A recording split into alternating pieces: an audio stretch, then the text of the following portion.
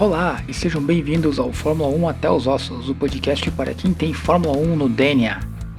Hoje vamos falar sobre a primeira bateria de testes da pré-temporada, realizada em Barcelona nos dias 24, 25 e 26 de fevereiro, além das notícias da semana do Círculo da Fórmula 1.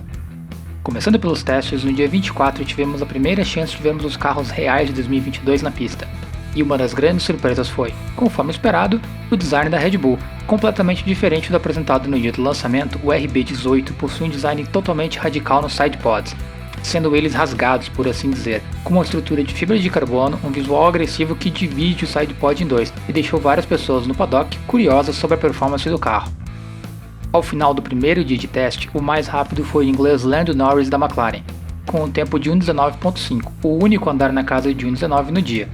Porém, como o próprio Lando disse na entrevista, não dá para usar os resultados dos primeiros dias de teste como referência, já que não sabemos o que cada equipe estava testando. Atrás de Lando tivemos na tabela as duas Ferraris, as duas Mercedes, seguida de Aston, AlphaTauri, Alpine, Red Bull, Alfa, Williams e Haas. Nem todas as equipes utilizaram dois pilotos, algumas preferiram colocar um piloto diferente por dia. Uma das coisas que mais impressiona por ser um primeiro teste de um carro totalmente novo é a confiabilidade apresentada. Várias equipes rodaram mais que a distância de 2 GPs inteiros, sendo que McLaren, Ferrari, Red Bull e Mercedes passaram da marca de 100 voltas completadas no dia. Problemas grandes, porém, para a Alfa e para a Haas, completaram menos de 50 voltas cada uma, perdendo um tempo precioso de pista. Na Alfa, Bottas disse que o saldo positivo do dia era saber exatamente qual foi o problema e como consertá-lo, e que foi apenas uma questão de ter faltado tempo para resolver. Já na Haas, o problema foi relacionado ao resfriamento do motor, e para não arriscar perder o motor, acabaram rodando muito pouco. Uma das coisas interessantes que aconteceu foi quando Carlos Sainz na Ferrari ficou comboiando Max Verstappen a fim de testar o comportamento dos novos carros andando perto do carro da frente. Sainz conseguiu se aproximar e andar bem próximo da Red Bull, porém não chegou a fazer uma ultrapassagem. Após algumas voltas, Max recolheu para os pits e encerrou a brincadeira.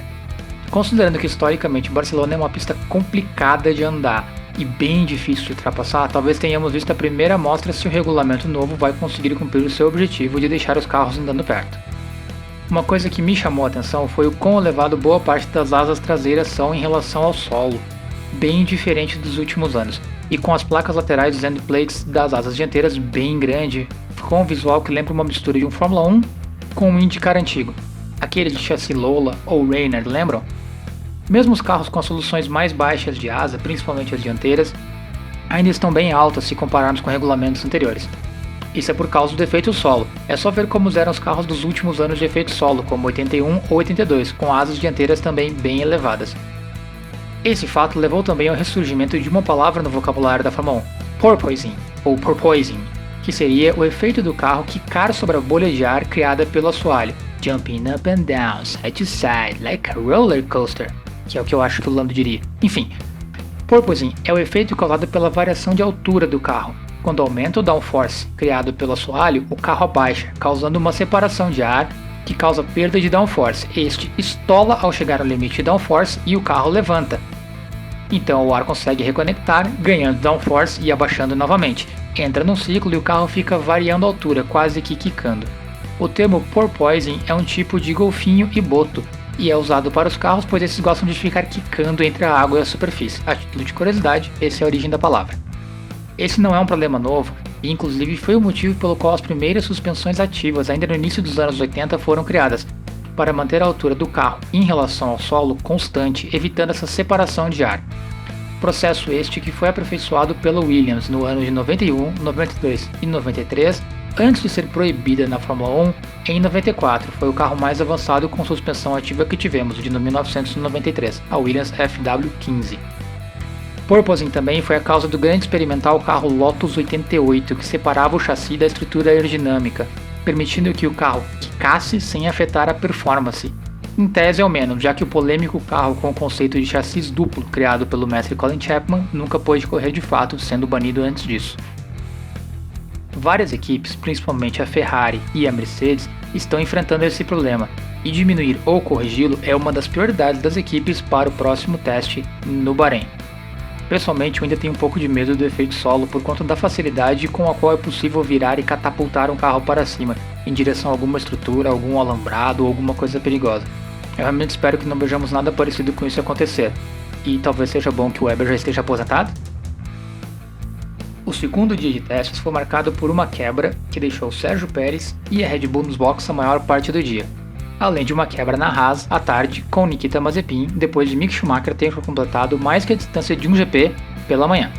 Charles Leclerc com a Ferrari foi o mais rápido do dia, aumentando ainda mais as esperanças dos tifosi, e andando de pneus médios conseguiu ficar praticamente no mesmo tempo de Norris no dia 1, que estava de pneus macios. No fim do dia tivemos a Ferrari, a AlphaTauri, a McLaren e a Mercedes fechando o top 5 do segundo dia. A grande notícia do dia foi obviamente ligada à movimentação militar russa na Ucrânia. O primeiro a falar sobre foi o tetracampeão Sebastian Vettel, que disse em uma entrevista que caso o GP da Rússia em Sochi, marcado para o dia 25 de setembro, ocorra, ele não irá ao país para correr. E claro, as atenções se voltaram para a Haas, que tem como patrocinador principal a Uralkali, empresa do bilionário russo Dmitry Mazepin, pai do piloto Nikita Mazepin, e a Haas anunciou que iria andar no terceiro dia com uma pintura branca, sem as alusões à bandeira russa e sem o nome do patrocinador. O comunicado da equipe dizia que, abre aspas, maiores informações sobre possíveis parcerias futuras seriam divulgadas em outro momento, fecha aspas. Antes do início do terceiro dia de atividades, os funcionários da equipe retiraram todos os adesivos com o nome da empresa dos caminhões, e visto que os Estados Unidos divulgaram sanções econômicas fortes e comerciais contra a Rússia, provavelmente isso significa também o fim da parceria Haas-Uralkali e uma possível saída de Nikita Mazepin da categoria. O substituto natural seria Pietro Fittipaldi, que hoje é o piloto reserva da equipe. Gunther Steiner ainda disse que Fittipaldi seria sim a opção natural. Acredito que a curto prazo talvez seja uma solução caso seja necessária para os dias que antecedem a primeira etapa. Não acho que o Fittipaldi tem recursos financeiros para bancar o assento para a temporada toda. Acredito que deverá ir para algum outro piloto. Talvez o Giovinazzi? Ele foi saído da Alfa e está amargando uma temporada na Fórmula E com um carro ruim. Ele tem laços com a Ferrari e foi apresentado como o terceiro piloto durante a apresentação do carro da equipe italiana. Talvez seja uma opção ou alguém que traga ainda mais dinheiro para a equipe. Claro, por enquanto somente especulações, vamos ver o que o futuro aguarda para o grid. O terceiro dia de testes fechou com Lewis Hamilton fazendo o tempo mais rápido total da soma dos 3 dias, com Russell andando bem próximo do companheiro de equipe. O dia, porém, foi mais marcado pela grande quantidade de falhas mecânicas que causaram problemas na Alfa, na Haas, na Alpine e na Aston Martin, sendo que tanto a Alpine quanto a Aston tiveram um princípio de incêndio nos carros. Nada grave. O que podemos afirmar é que, apesar de bastantes problemas no geral, para um primeiro teste de um carro completamente novo, a maioria das equipes conseguiu bastante quilometragem, com a Ferrari anotando mais de 400 voltas no geral e várias equipes batendo acima da casa das 300 voltas.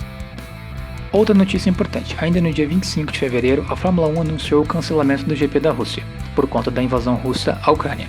Porém, como tudo na Fórmula 1, o comunicado possui palavras escolhidas a dedo, e fala que, abre aspas, a Fórmula 1 visita os países ao redor do mundo com uma visão positiva para unir as pessoas e as nações, fecha aspas, e termina dizendo que, e as palavras escolhidas aqui são muito importantes, abre aspas, é impossível realizar o GP da Rússia nas circunstâncias atuais, fecha aspas. Ou seja, é um cancelamento, porém não, porque não esclarece, não cancela e deixa em aberto a possibilidade de outras circunstâncias ou mudança de circunstâncias antes do dia 25 de setembro, que é a data original do GP, que possam permitir a realização da corrida.